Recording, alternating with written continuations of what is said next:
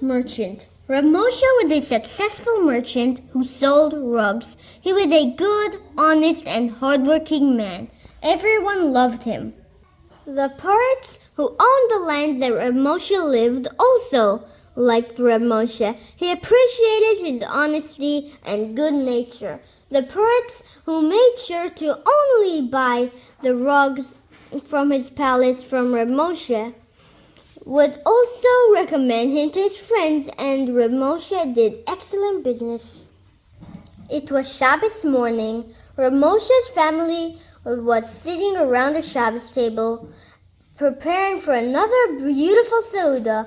Reb Moshe held the Kiddush cup in his hand and was about to begin Kiddush. Suddenly, there was a knock at the door. Reb Moshe put down the Kiddush cup and asked his son to open the door. In the doorway stood the Poritz Isant manager, the man in charge of the Poritz's land. "Hey, Moshe," the Eastern manager called happily. "You're about to do some major business.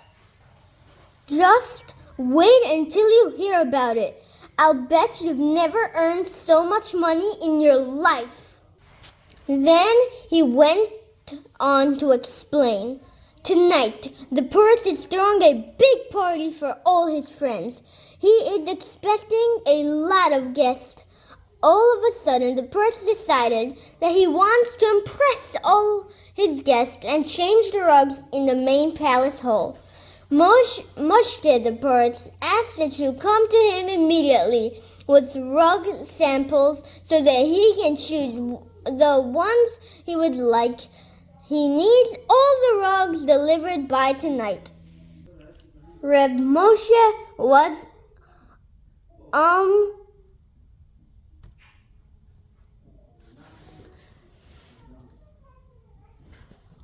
unimpressed. Calmly, he told the Eastern manager, "Please tell our master, the Poritz, that I will be glad to service him at any other time, but not on Shabbos.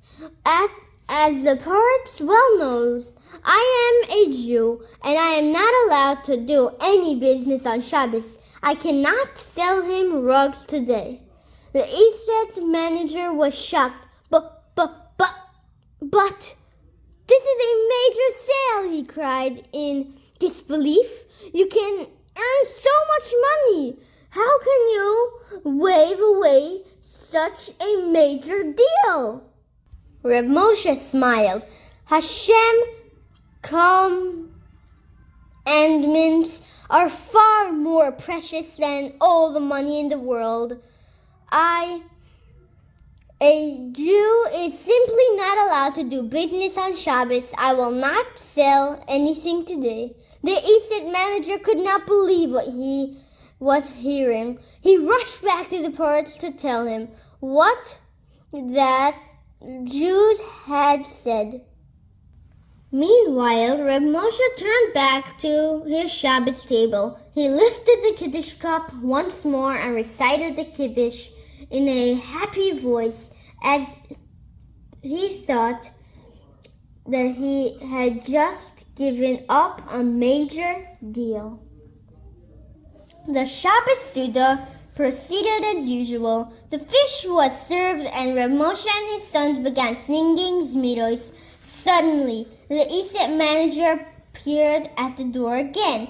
This time he was not smiling. "The Poritz is extremely angry," he said severely.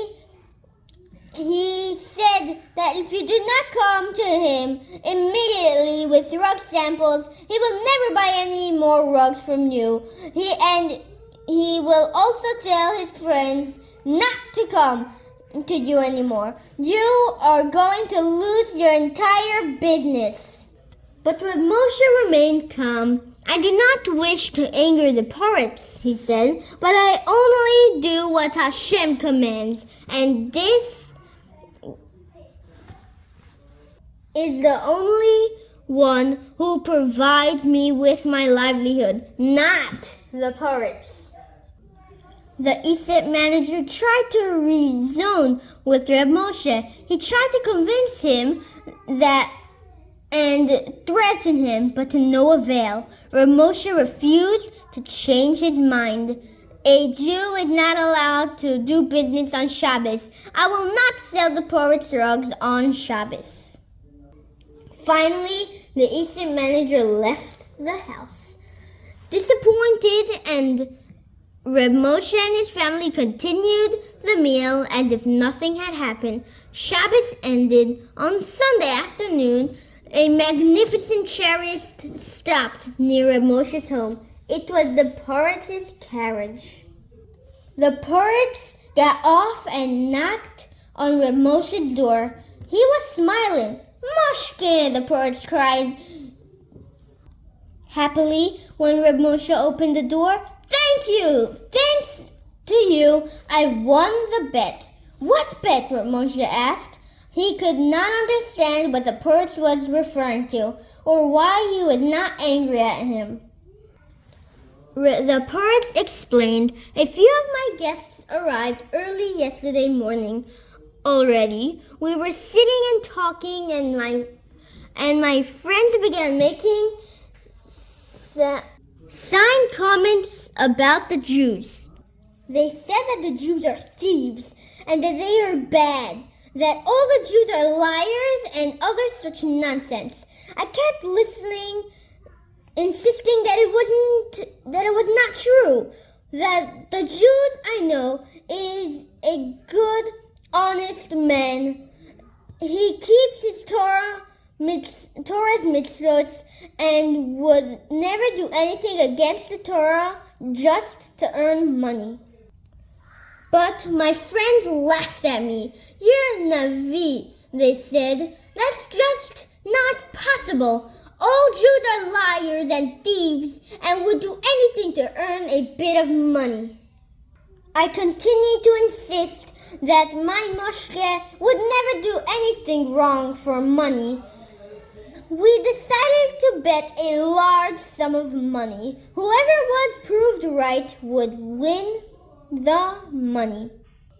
We sent my estate manager to try and convince you to sell rugs on your Shabbos. We were testing you to see if you would transgress your Torah in order to earn money, or if you would be prepared to lose a great sale in order to keep your mitzvahs. And I was right, just as I had told my friends. You refused to transgress your Torah and sell me merchandise on Shabbos. Even though you thought you were going to lose so much money, I won the bet. The Poretz concluded, thanks to you, Moshe, I won a huge sum of money. I believe that you deserve some of it. You earned it with your insight not to sell the rugs on Shabbos. The Poretz handed Reb Moshe a sack with a lot of money. I am so happy to have such a good Jew living in my estate, I said as he left Reb Moshe's house. Reb Moshe turned to his children. Do you see, he said, Shabbos is more precious than silver or gold. Shabbos itself is riches untold. Hashem gave us this holy special day, and we must keep it no matter what price we may pay.